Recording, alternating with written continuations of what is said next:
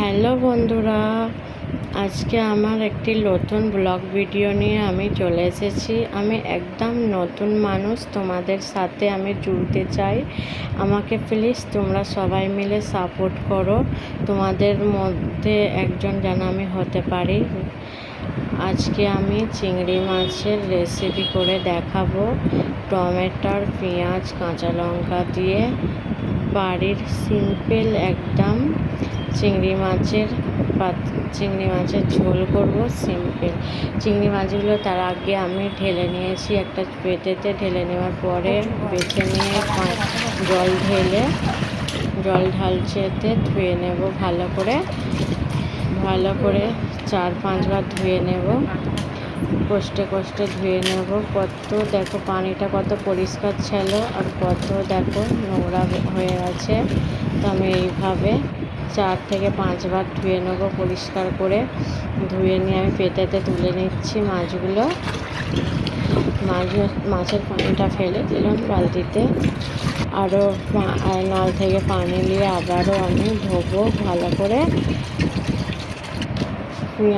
পেঁয়াজ, কাঁচা লঙ্কা, টমেটোগুলো আমি সব কুচিয়ে নেব। পেঁয়াজগুলো আগে কুচিয়ে নিচ্ছি। কুচিয়ে নেওয়ার পরে কাঁচা লঙ্কাগুলো কুচিয়ে নেব, টমেটোগুলো কুচিয়ে নেব। তারপরে মাছগুলো আমি একটা পেতেই রেখেছি।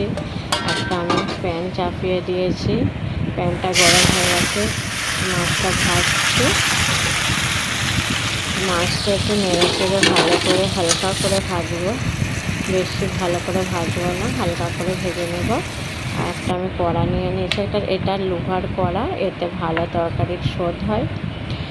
এই লোহার তেলটা আমি ঢেলে নিলাম। তেল দেওয়ার পরে আমি রসুন কুচিগুলো একটু ঠুকে নেব। ঠুকে নেবার পরে তারপরে তো আমি কড়াইতে দেব রসুন কুচিগুলো। তোমরা দেখতে থাকো, প্লিজ আমাকে সাপোর্ট করো। বেশি করে কমেন্ট করো, আমার ভিডিওটা বেশি করে দেখো, শেয়ার করো। রসুনগুলো তেলের মধ্যে আমি দিয়ে দিলাম।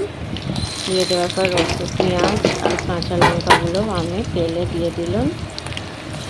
একটু নেড়ে চেড়ে নেবো। নেড়ে চেড়ে নেবার পরে নুনটা আগে দেবো। নুনটা দিলে পেঁয়াজটা গলে যাবে।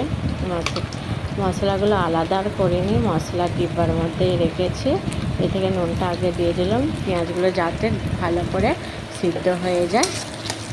তারপরে নেড়ে চেড়ে মশলা দিয়ে মাছটা এবার মাছটা দিয়ে দেখো নাড়াচাড়া করছি। হ্যাঁ, টমেটোটা দিয়ে দেখানো হয়নি, এই প্রথম তো, ওই জন্য অত ভালো করে হচ্ছে না। কিন্তু প্লিজ সাপোর্ট করো, করতে শিখে যাব। প্লিজ সাপোর্ট করো, প্লিজ।